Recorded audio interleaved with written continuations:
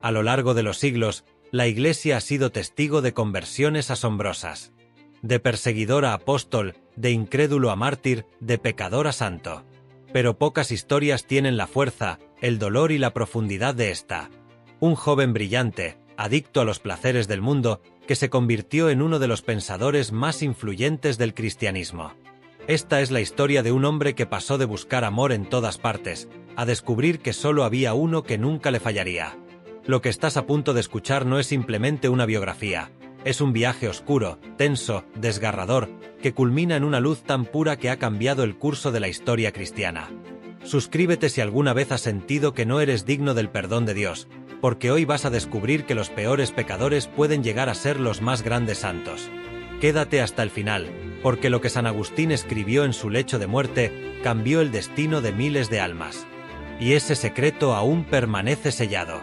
Nadie lo diría al verlo ahora retratado en estatuas majestuosas, con la mirada elevada hacia el cielo y el corazón ardiente en la mano. Pero Agustín de Hipona no nació santo. De hecho, su juventud fue todo lo contrario.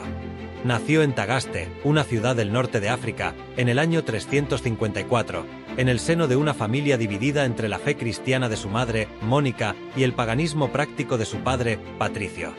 Desde muy joven, Agustín destacó por su inteligencia. Pero esa mente brillante, en lugar de elevarlo hacia lo alto, lo arrastró al abismo de su propio orgullo. Los primeros relatos sobre su vida, muchos de ellos narrados por él mismo en sus confesiones, revelan una personalidad fascinante, atormentada y contradictoria. A los 16 años, ya era conocido por su habilidad con la palabra y su gusto por las disputas filosóficas. Pero también era célebre por su vida disoluta. Las tabernas, las mujeres, los espectáculos y las risas vacías llenaban sus días. Tenía un talento impresionante para justificar cualquier pecado mediante razonamientos complejos. Su corazón estaba sediento de amor, pero buscaba ese amor en todos los lugares equivocados. En una escena especialmente simbólica, que él mismo describe con crudeza, roba unas peras de un árbol, no por hambre, sino por el puro placer de hacer el mal. Esa confesión aparentemente insignificante revela el grado de introspección y misterio que marcó toda su vida. ¿Por qué hace uno el mal? ¿Qué le atrae del pecado? ¿Es el mal algo real o simplemente ausencia de bien? Estas preguntas, que atormentaban al joven Agustín, serían el núcleo de su pensamiento posterior. Su madre, Mónica, lloraba. Rezaba día y noche, convencida de que su hijo se perdería. Pero no dejó nunca de interceder por él. Un hijo de tantas lágrimas no puede perderse, le dijo un obispo una vez. Y tenía razón. Agustín abandonó el cristianismo y se convirtió en maniqueo. Esta secta, muy popular en su época, ofrecía una visión dual del mundo, luz y oscuridad, bien y mal, alma y materia. Para un joven en busca de respuestas absolutas, la propuesta maniquea parecía más racional que la fe de su madre. Se trasladó a Cartago, donde empezó a enseñar retórica, pero su inquietud crecía. No encontraba paz en ninguna doctrina. A pesar de tener una concubina con la que tuvo un hijo, Agustín vivía inquieto, dividido, insatisfecho. Fue entonces cuando decidió viajar a Roma, buscando un mejor puesto como maestro. Pero Roma le resultó decepcionante. Su destino se torcería definitivamente en Milán, donde conocería a Ambrosio, el obispo cristiano más influyente del momento. Lo que sucedió entre ellos no fue un simple encuentro teológico. Fue un choque de titanes espirituales. Ambrosio no solo hablaba con elocuencia, sino con un corazón que latía por Cristo. Agustín, por primera vez, encontró a alguien a quien no podía rebatir, porque no hablaba desde la lógica, sino desde la verdad. La lucha interna de Agustín se intensificó. Durante meses, caminaba por los jardines, atormentado por su vida pasada, por su esclavitud al placer, por sus dudas intelectuales y por el peso de una madre que no dejaba de orar. Y un día,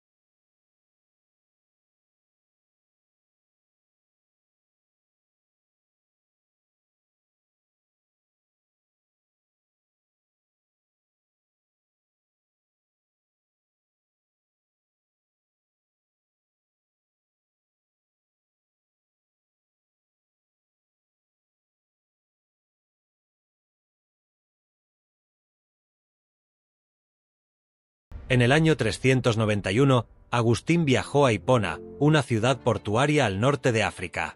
Entró en una iglesia para asistir a una liturgia, sin saber que el obispo Valerio estaba buscando sucesor. Al verlo entre la multitud, los fieles lo señalaron. Gritaron su nombre. El clamor fue tan fuerte, tan unánime, que Valerio lo interpretó como una señal divina. Agustín, entre lágrimas y temblor, aceptó. Así comenzó su vida clerical. En pocos años fue ordenado sacerdote y poco después obispo de Hipona. Desde allí, su influencia se extendió por toda la cristiandad. Su cátedra no era solo un púlpito, era un faro. Escribía sin cesar, predicaba con ardor, debatía con filósofos, visitaba a los pobres, organizaba la caridad, formaba a los clérigos, defendía la fe contra herejías. Era un pastor con olor a oveja y mente de gigante. Y sin embargo, seguía considerando su alma como un campo de batalla. «Dame castidad y continencia, pero no ahora», había escrito antes de su conversión.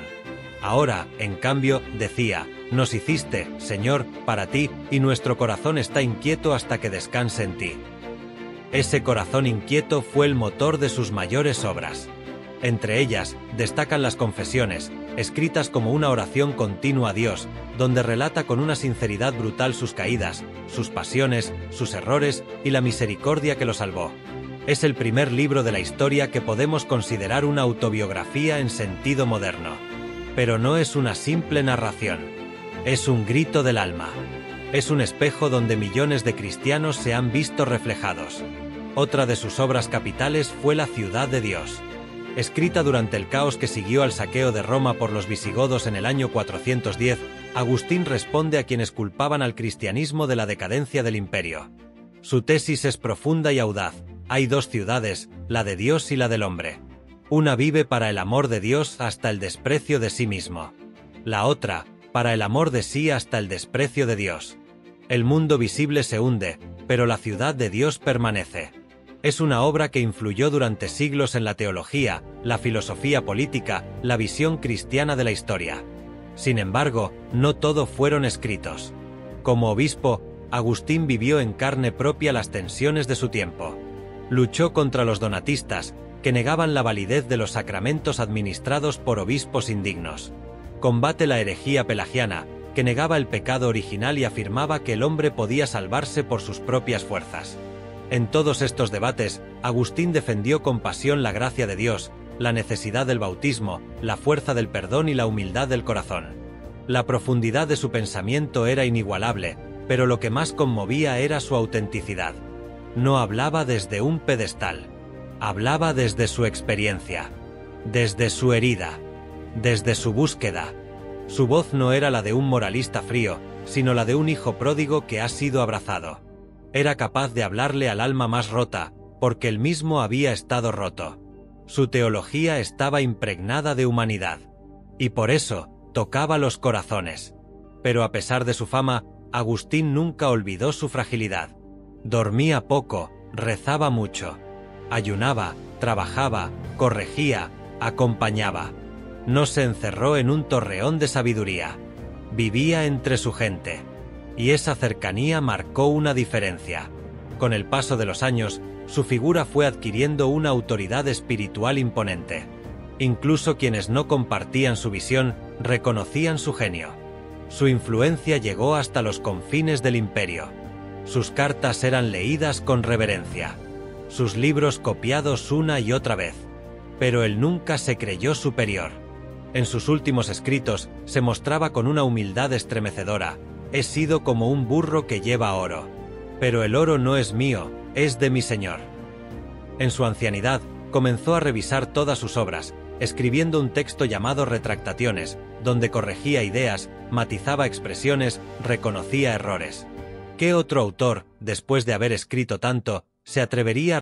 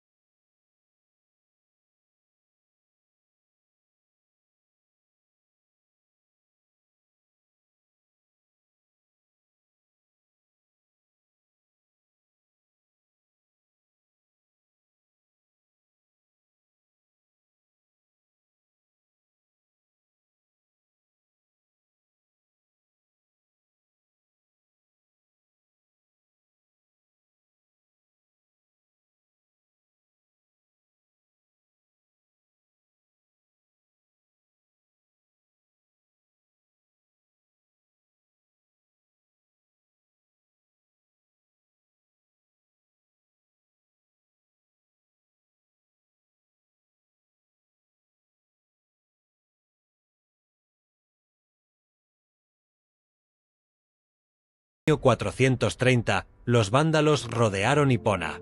Nadie entraba, nadie salía. Dentro de la ciudad, el hambre comenzaba a notarse. Y aún así, el obispo no dejó de escribir. Desde su habitación, debilitado por la fiebre, dictaba sus últimas palabras.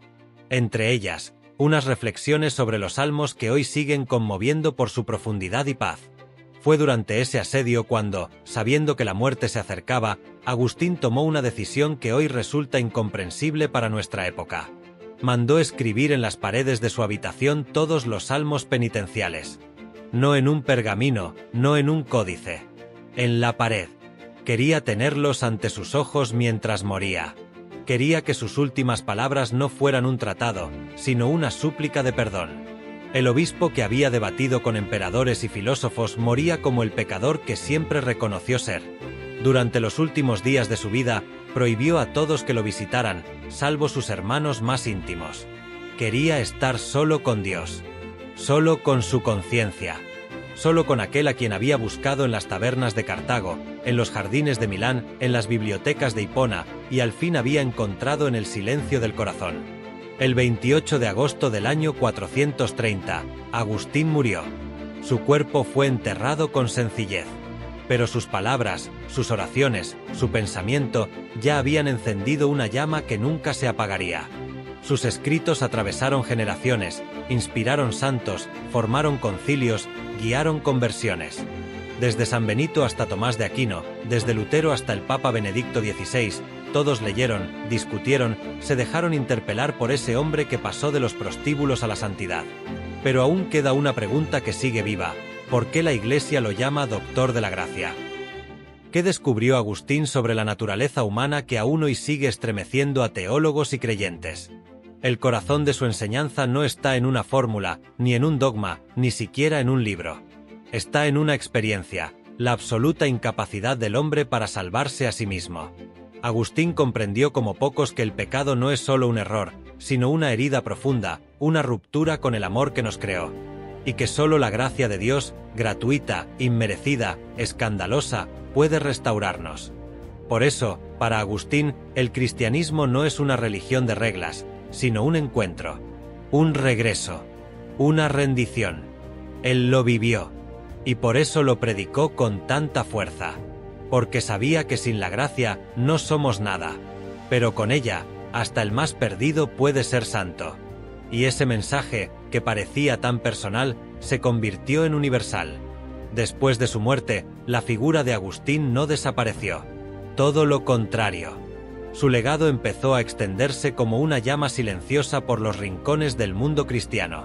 Sus discípulos más cercanos se encargaron de recopilar sus obras, proteger sus manuscritos y difundir sus enseñanzas. Y lo hicieron en un contexto trágico. Apenas meses después de su muerte, los vándalos lograron entrar en Hipona. La ciudad fue saqueada. Las iglesias, profanadas. El clero, dispersado. Muchos de los escritos de Agustín fueron escondidos con celo, enterrados en cofres de madera, sellados en criptas, algunos incluso emparedados entre muros para evitar su destrucción. Se cuenta, aunque no hay prueba documental directa, que un joven diácono logró escapar con un pequeño cofre repleto de manuscritos originales de San Agustín.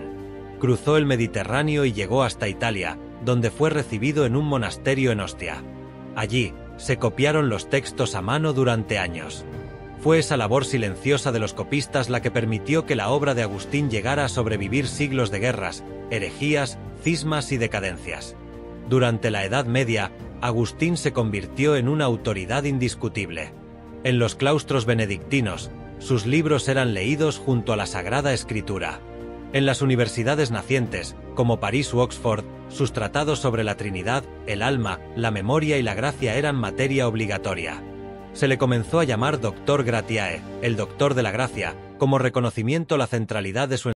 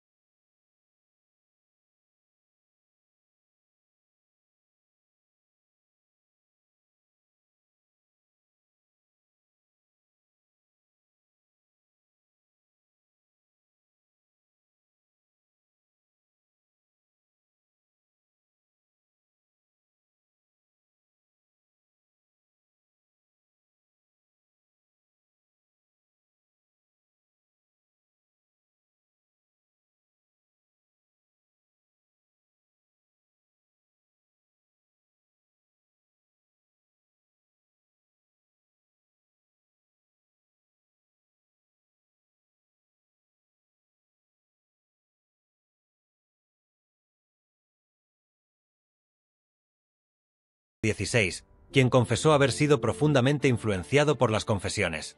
Pero ¿qué es lo que hace que, aún hoy, en plena era digital, millones de personas encuentren en Agustín una voz familiar?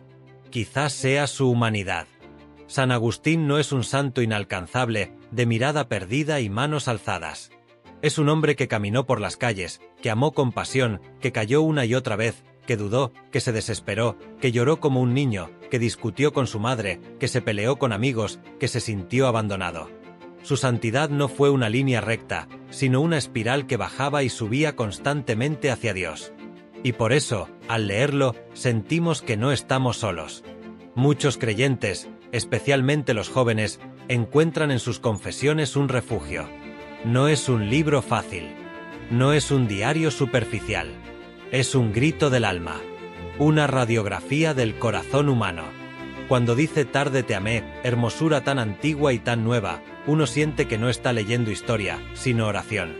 Es como si Agustín estuviera ahí, justo al lado, hablándonos al oído con la ternura de quien ha caído muchas veces, pero nunca ha dejado de buscar. Esa es su grandeza.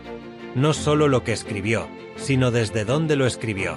Y sin embargo, hay un detalle que pocos conocen, un hecho que no se enseña en los libros de texto. Algo que solo se ha descubierto en las últimas décadas. Y que podría cambiar todo lo que creíamos saber sobre su legado. A mediados del siglo XX, mientras se realizaban excavaciones en las antiguas ruinas de Hipona, en lo que hoy es Annaba, Argelia, un grupo de arqueólogos encontró algo inesperado. En lo que parecía ser un antiguo almacén de manuscritos parcialmente enterrado, se halló una caja sellada con plomo y cubierta por capas de piedra caliza. El lugar había resistido incendios, saqueos y siglos de olvido. Cuando por fin la abrieron, encontraron varios documentos deteriorados, fragmentos en latín y griego, y lo más intrigante, una serie de hojas sueltas atribuidas al obispo de Hipona, escritas con una caligrafía que, según análisis paleográficos posteriores, coincidía con la del último periodo de vida de San Agustín. El texto estaba incompleto, pero lo que se pudo recuperar revelaba algo impactante, una carta personal no dirigida a ningún teólogo ni autoridad eclesiástica, sino a su propio hijo, a Deodato. Muchos ya sabían que Agustín había tenido un hijo fuera del matrimonio, fruto de su relación con una mujer cuya identidad nunca reveló. El niño murió joven, pero fue una figura clave en los primeros diálogos filosóficos de Agustín, especialmente en la obra de Magistro.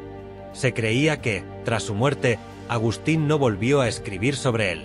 Pero aquella carta tardía, escondida durante siglos, cambiaba esa percepción. En ella, Agustín se dirigía a su hijo no como el obispo, ni como el doctor de la Iglesia, sino como un padre que aún lloraba su ausencia. Decía cosas como, fuiste mi primer espejo, mi prueba de amor verdadero, antes de conocer al amor eterno. O también, te busqué en los rostros de los pobres, te encontré en los silencios de la oración. La carta no contenía teología sistemática, ni doctrina, ni polémica. Era puro corazón. Un hombre al final de su vida escribiendo desde el desgarro más íntimo. Este descubrimiento, si bien fue inicialmente silenciado por temor a manipulaciones, fue posteriormente reconocido por el Vaticano y custodiado en los archivos secretos. En el año 2005, el Papa Benedicto XVI, profundo conocedor de la obra agustiniana, mencionó por primera vez esta carta en una audiencia privada con seminaristas. Dijo, incluso los más grandes santos guardan un rincón de su alma donde solo Dios y ellos se comprenden. En San Agustín, ese rincón tenía forma de hijo. Este hecho arroja nueva luz sobre la espiritualidad agustiniana. Comprendemos así que su insistencia en la misericordia, en la ternura de Dios, no era solo fruto de reflexión intelectual, sino también de una experiencia de paternidad rota, de pérdida, de sufrimiento. Agustín no hablaba del dolor como concepto. Lo había vivido. Y eso le confería una autoridad distinta, casi sagrada. En sus últimos años como obispo, Agustín fue extremadamente austero. Vendió los objetos más valiosos de la Iglesia para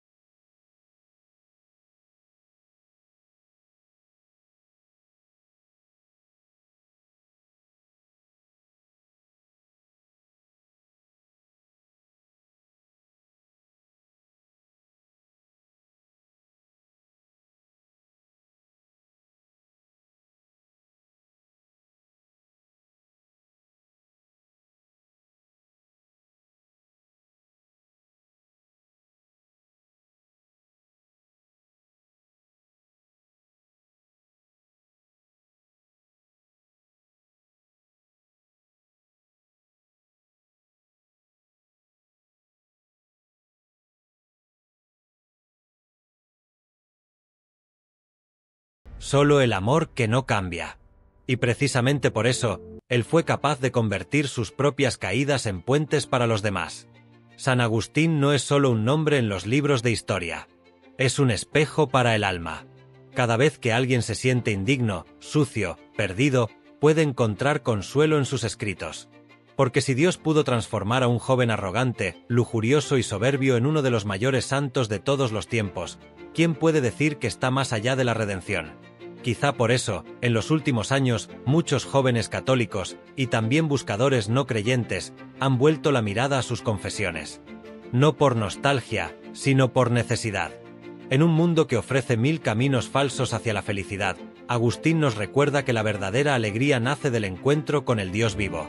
Que el pecado no es identidad, sino herida. Y que la gracia no es privilegio, sino promesa. Uno de los aspectos menos conocidos de su legado es su impacto en el arte y la música. Grandes compositores como Franz Liszt, Olivier Messiaen o Arvo Pärt han dedicado piezas a San Agustín. Pintores renacentistas como Botticelli o Caravaggio lo retrataron en actitud penitente, con el corazón en la mano, el símbolo más profundo de su teología, un corazón que ha sido atravesado por el amor de Dios. Y no olvidemos que la orden religiosa que lleva su nombre, los agustinos, ha dado a la Iglesia misioneros, teólogos, mártires y santos durante siglos. Desde Fray Luis de León hasta Santo Tomás de Villanueva, el carisma de Agustín sigue fecundando almas. No por una estructura organizativa, sino porque su historia habla directamente al alma humana. Pero hay algo más, algo que muchos ignoran. En el año 2007, durante una restauración silenciosa en la Basílica de San Pietro in Ciel de Oro, en Pavía, Italia, donde reposan los restos de San Agustín, un grupo de trabajadores encontró bajo el altar una piedra con una inscripción casi ilegible. Al restaurarla, descubrieron un texto brevísimo, de apenas 3 líneas, grabado con una caligrafía latina arcaica. Decía: lo vi, lo oí, me habló. No por palabras, sino por fuego. Era él. Los especialistas no se ponen de acuerdo sobre su autoría. Algunos lo atribuyen a uno de sus discípulos. Otros creen que pudo haber sido escrito por el propio Agustín en sus últimos días. Pero sea como sea, encierra un misterio teológico que pocos se atreven a explorar. ¿Tuvo Agustín una experiencia mística directa con Cristo antes de morir? ¿A eso se refería cuando hablaba de que el verbo no solo se escucha, sino que arde? ¿Fue ese fuego lo que inspiró la última purificación de su alma? Lo que sí sabemos es que Agustín murió con las palabras del Salmo escritas en su pared: «Ten misericordia de mí, oh Dios, según tu gran misericordia». No pidió reconocimiento. No dejó testamento político. No diseñó una estrategia para ser recordado. Solo se entregó. Y quizá por eso fue recordado. Hoy, en una era donde muchos buscan autenticidad, San Agustín emerge como una figura más viva que nunca. No por ser perfecto, sino por ser profundamente humano. Por haberlo perdido todo, y haberlo encontrado todo en Dios. Su vida nos enseña que nadie está tan lejos como para no poder volver. Que el pecado no tiene la última palabra. Que las lágrimas de una madre pueden derribar las murallas más altas.